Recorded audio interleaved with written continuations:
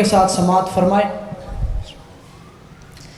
کہ حاضر ہے تیرے دربار میں ہم اللہ کرم اللہ کرم حاضر ہے تیرے دربار میں ہم اللہ کرم اللہ کرم دیتی ہے صدا یہ چشم نم اللہ کرم اللہ کرم دیتی ہے صدا یہ چشم نم اللہ کرم اللہ کرم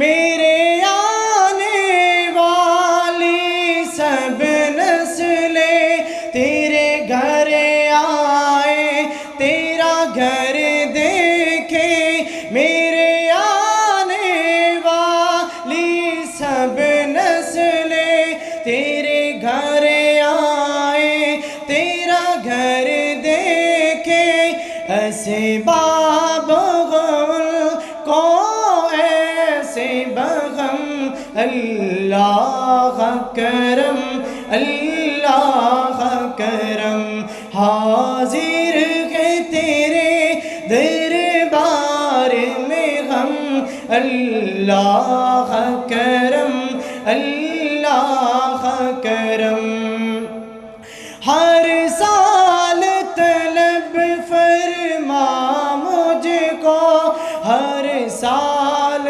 مدینہ دکھا مجھ کو ہر سال طلب فرما مجھ کو ہر سال مدینہ دکھا مجھ کو ہر سال کروں ہر سال کروں میں طواف حرم اللہ کرم اللہ کرم حاضر ہے تیرے دربار میں ہم اللہ کرم اللہ کرم دیتی ہے صدا یہ چشم نم اللہ کرم اللہ کرم السلام علیکم۔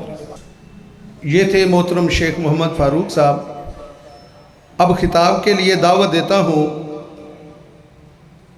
خطیب مرکزی جامع مسجد مبارک اہل حدیث محترم قاری محمد خالد مجاہد صاحب۔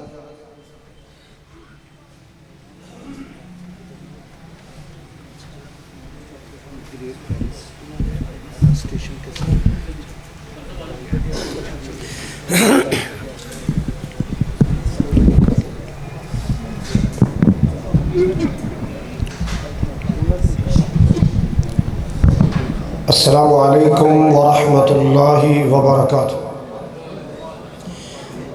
الحمد للہ وحدہ والصلاة والسلام علی من لا نبی بعدہ۔ اعوذ باللہ السمیع العلیم من الشیطان الرجیم، بسم اللہ الرحمن الرحیم۔ ومن احسن قولا ممن دعا الی اللہ وعمل صالحا وقال اننی من المسلمین۔ حضرات، جس طرح کہ مجھ سے قبل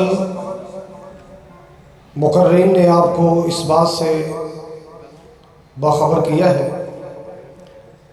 کہ آج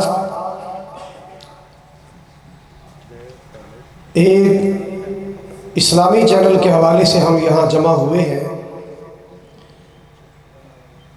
میں اس پورے گروپ کے لیے پوری ٹیم کے لیے دعا کرنا چاہتا ہوں۔ اللہ تعالیٰ انتہائی اخلاص کے ساتھ اور نیک نیتی کے ساتھ خدمت دین اور خدمت اسلام کا جذبہ لیے اللہ ان کو آگے بڑھنے کی توفیق عطا فرمائے۔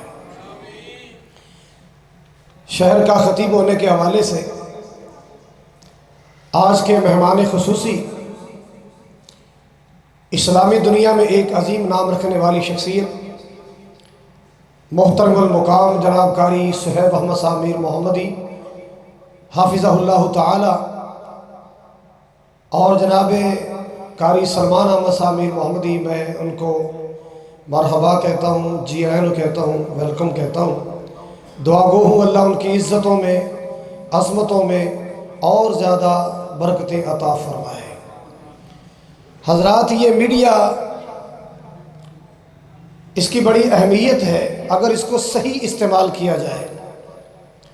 آپ کا فرمان عالی شان ہے نا، من رآ منکم منکرن فلیغیرہ بیدی، تم میں سے جب کوئی گناہ دیکھے، برائی دیکھے، تو چاہیے کہ اس کو زور بازو سے اس کو روکے۔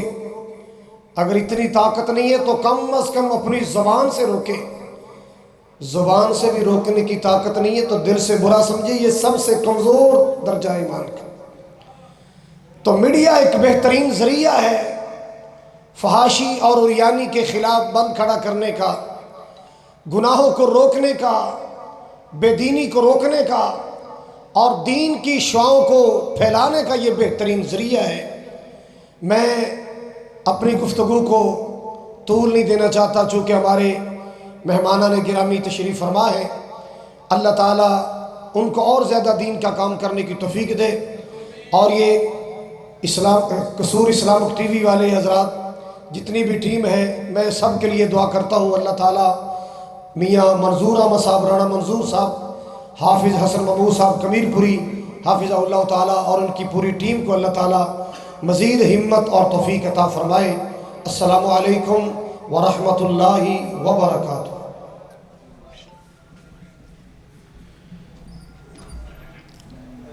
اب غرض و غایت بیان کرنے کے لیے